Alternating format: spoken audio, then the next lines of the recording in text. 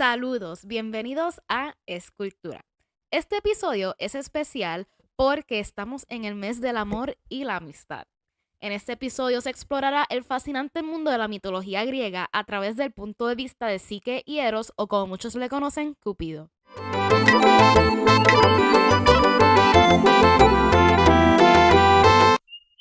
Cupido y Psique es una historia originaria de Metamorfosis, también llamada El Asno de Oro, escrita en el siglo II después de Cristo.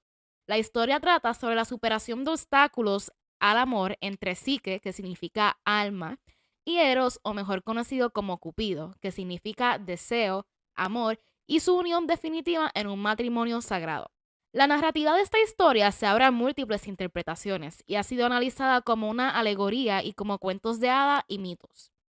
Giovanni Boccaccio fue un escritor, poeta italiano y un importante humanista del Renacimiento, quien conocía la historia de Cupido y Psique hacia el 1370, pero la editó. Esta es la historia. Había una vez un rey y una reina, gobernantes de una ciudad sin nombre, que tenían 3 hijas hermosas. La más joven y hermosa era Psique. Sus admiradores descuidaron la atención que le daban a Afrodita, la diosa del amor, por Psique. Se rumoreaba que ella era la segunda venida de Afrodita o la hija de Afrodita de una unión entre la diosa y un mortal. Afrodita se ofende y encarga a Cupido, su hijo, a que se vengue. Cupido es enviado a dispararle a Psique una flecha para que se enamore de algo espantoso. En lugar de eso, Cupido se rasca y una flecha cae en él, haciendo que se enamore de lo primero que ve. En consecuencia, se enamora profundamente de Psique y desobedece la orden de su madre. Las dos hermanas de Psique se han casado, mientras que Psique, a pesar de ser idolatrada, aún no ha encontrado el amor. Su padre sospecha que han provocado la ira de los dioses y consulta el oráculo de Apolo. La respuesta es inquietante. El rey no debe esperar un yerno humano, sino una criatura parecida a un dragón que acosa al mundo con fuego y hierro. Psique está vestida con un traje funerario y transportada en procesión hasta la cima de una peña y expuesta. El viento del oeste, Céfiro, la levanta para encontrarse con su pareja predestinada y la deposita en un hermoso prado donde rápidamente se queda dormida. La niña, transportada, se despierta y se encuentra al borde de una arboleada. Al explorar, encuentra una casa maravillosa con columnas doradas, un techo tallado de madera, cítricos y marfil, paredes plateadas con animales salvajes y domésticos en relieve y pisos de mosaico enjollados. Una voz le dice que se ponga cómodo. Psique se entretiene con un banquete que se sirve solo y cantando al son de una ira invisible. Aunque temerosa y sin la experiencia adecuada, se deja guiar hasta un dormitorio donde, en la oscuridad, un ser al que no puede ver tiene relaciones sexuales con ella. Poco a poco, aprende a esperar con ansia sus visitas, aunque él siempre se marcha antes del amanecer y le prohíbe mirarlo. Pronto, Psique queda embarazada. La familia de Psique no sabe dónde está y anhela tener noticias de ella.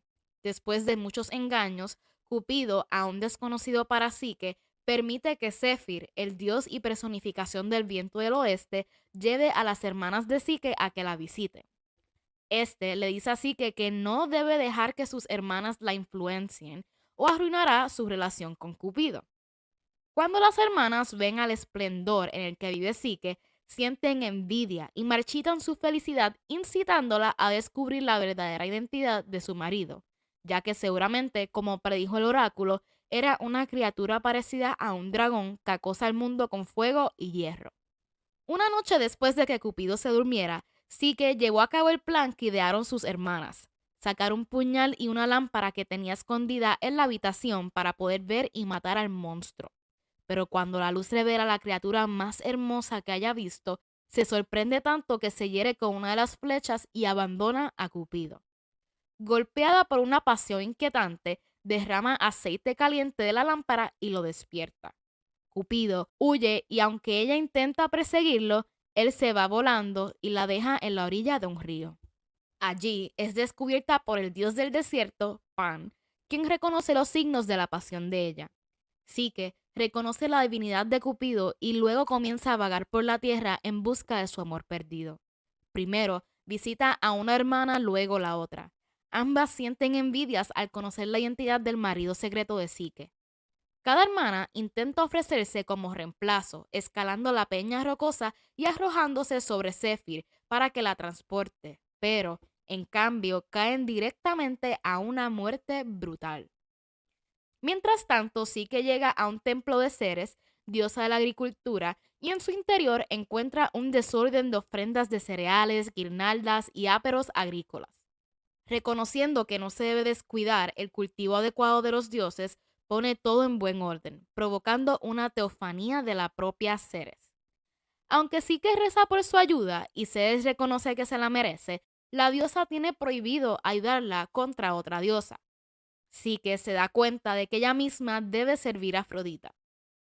Afrodita se deleita en tener a la niña bajo su poder y entrega así que a sus dos sirvientas, Preocupación y Tristeza, para que las azoten y torturen. Estas les rasgan la ropa, la golpean la cabeza contra el suelo y se burlan de ella por haber concebido un hijo en un matrimonio falso. Afrodita le dice que la ayudará, pero que primero tiene que completar unas órdenes. La diosa arroja ante ella una gran masa de trigo, cebada, semillas de amapola, garbanzos, lentejas y frijoles mezclados, exigiéndole que los separe en montones separados al amanecer. Cuando Afrodita se retira para asistir a un banquete de bodas, una amable hormiga se apiada de Psique y reúne una flota de insectos para realizar la tarea. Afrodita se enfurece cuando regresa del banquete y solo le arroja a Psique un pedazo de pan. En este punto de la historia, se revela que Cupido también se encuentra en la casa de su mamá, caído por su herida. Al amanecer, Afrodita le pone una segunda tarea a Psique.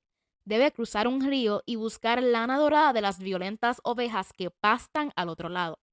Estas ovejas se identifican en otros lugares como pertenecientes a Helios, el dios del sol. La única intención de Psique es ahogarse en el camino, pero en lugar de eso es salvada por instrucciones de una caña divinamente inspirada, del tipo que se usa para fabricar instrumentos musicales y recoge la lana atrapada entre las zarzas. Para la tercera tarea de Psique, Afrodita le impone una búsqueda del mismo inframundo. Debe tomar una caja y obtener en ella una dosis de la belleza de Hades, la reina del inframundo. Afrodita afirma que su propia belleza se ha desvanecido al cuidar de su hijo enfermo y necesita este remedio para poder asistir al teatro de los dioses. Psique pasa junto a un hombre muerto en el agua y a los viejos tejedores en la orilla. Una vez más, desesperada por su tarea, Psique sube a una torre con la intención de arrojarse. La torre, sin embargo, de repente empieza a hablar y le aconseja que viaje a la Cedemonia y busque el lugar llamado Ténaro, donde encontrará la entrada al inframundo. Hades accede a la humilde súplica de Psique. Sin embargo, tan pronto como vuelve a salir la luz del día, Psique se siente abrumada por una audaz curiosidad y no puede resistirse a abrir la caja.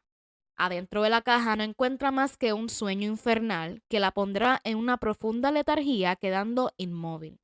Mientras tanto, la herida de Cupido se ha convertido en una cicatriz y escapa de la casa de su madre volando por una ventana. Cuando encuentra a Psique, le quita el sueño de la cara y lo vuelve a colocar en la caja. Luego, le pincha con una flecha que no hace daño. La levanta en el aire y la lleva para presentar en la caja a Afrodita. Cupido luego le lleva su caso a Zeus, quien da su consentimiento a cambio de la futura ayuda de Cupido cada vez que una doncella escogida llame su atención. Zeus hace que Hermes, el dios de las fronteras, los caminos, los viajeros, los ladrones, los atletas, los pastores, el comercio, la velocidad, la audacia, el ingenio, la política, la diplomacia, los mensajes y el humor, convoque una asamblea de los dioses en el Teatro del Cielo, donde hace una declaración pública de aprobación y le advierte a Afrodita que retroceda. Zeus le da a Psique ambrosia, la bebida de la inmortalidad, para que pueda unirse en matrimonio con Cupido y ambos sean iguales. Zeus dice que la unión de ambos redimirá a Cupido de su historia de provocar adulterio y relaciones sórdidas. La palabra de Zeus se solemniza con un banquete de bodas. Con su matrimonio feliz y la resolución de conflictos, la historia termina a la manera de la comedia clásica. La hija que nacerá de la pareja será Edones, quien también se le conoce como Voluptas, y sería la diosa de los placeres sensuales. En el cristianismo y el paganismo, la historia de Cupido y Psique fue fácilmente alegorizada. En la antigüedad tardía, para el siglo V, Martineus Capella, un prosista posterior, la remodela con una alegoría sobre la caída del alma humana, en la que el amor sexual arrastra a Psique al mundo material sujeto a la muerte. Por tanto, el cuento se prestó a la adaptación en un contexto cristiano o místico, a menudo como símbolo del alma. En otras palabras, la historia de Cupido y Psique parece albergar un significado más profundo. Después de todo, se trata de que el alma, Psique, se una al amor, Eros, pero solo con la condición de que el alma no vea el amor cara a cara. Pero, ¿por qué podría ser tan mala idea para Psique, el alma, conocer o ver a Eros, el amor? Tanto en la religión pagana como en la cristiana, el alma es inmortal, y Martineus Capella pensó que el mito era una alegoría de la pérdida de la inmortalidad. Al elegir comprometerse con el amor sexual, al ver que Eros a la luz de una lámpara, Psique es atraída al mundo mortal y así renuncia a la inmortalidad. El alma, a partir de entonces, estará destinada a dejar atrás el cuerpo humano mortal, porque el cuerpo está gobernado por Eros, es decir, el deseo sexual.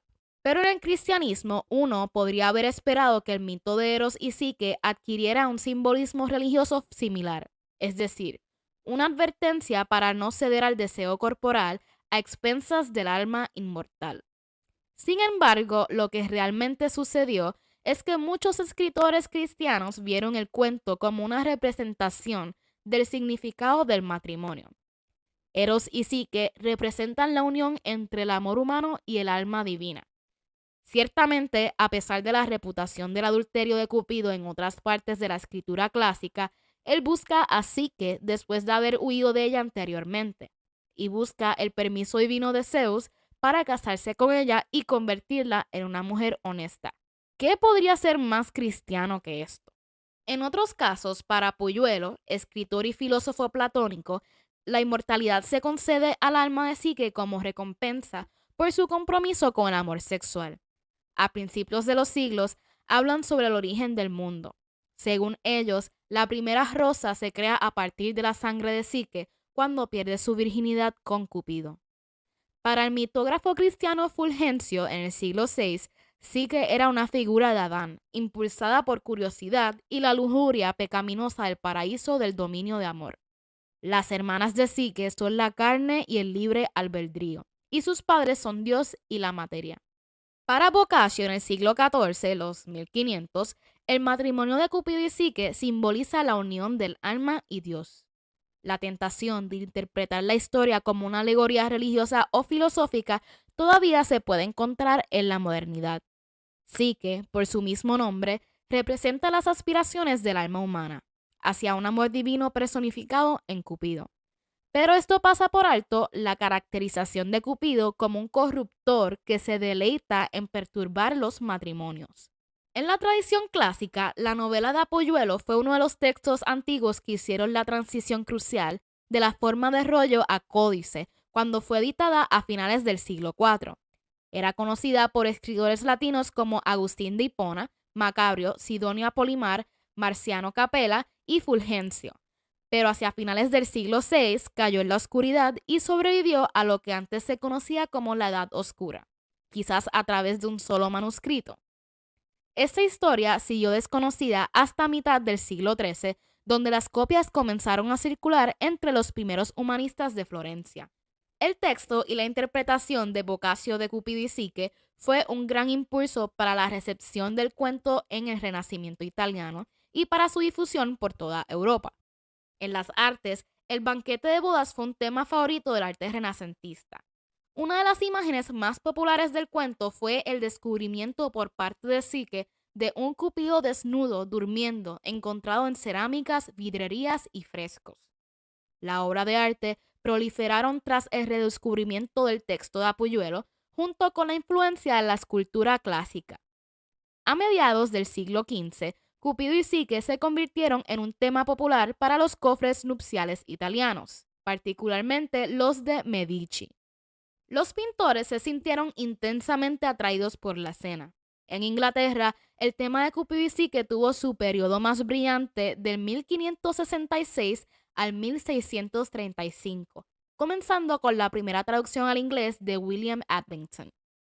Otro pico de interés en Cupido y Psique se produjo en París a finales de 1790 y principios de los 1800.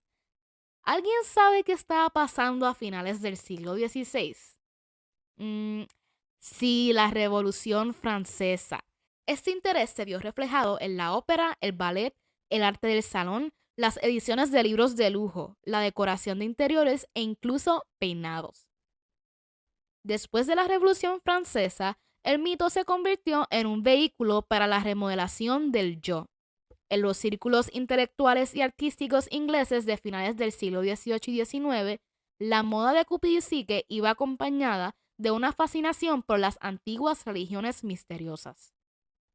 Ahora, en la poesía del periodo arcaico, Eros era representado como un semental inmortal que era irresistible tanto para los hombres como para los dioses.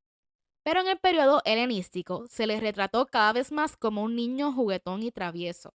Debido a sus asociaciones con el amor, los victorianos del siglo XIX, a quienes se les atribuye la popularización del Día de San Valentín y darle a la festividad un toque romántico, comenzaron a representar esta versión querubín de Cupido en las tarjetas del Día de San Valentín, una tendencia que ha persistido hasta el día de hoy.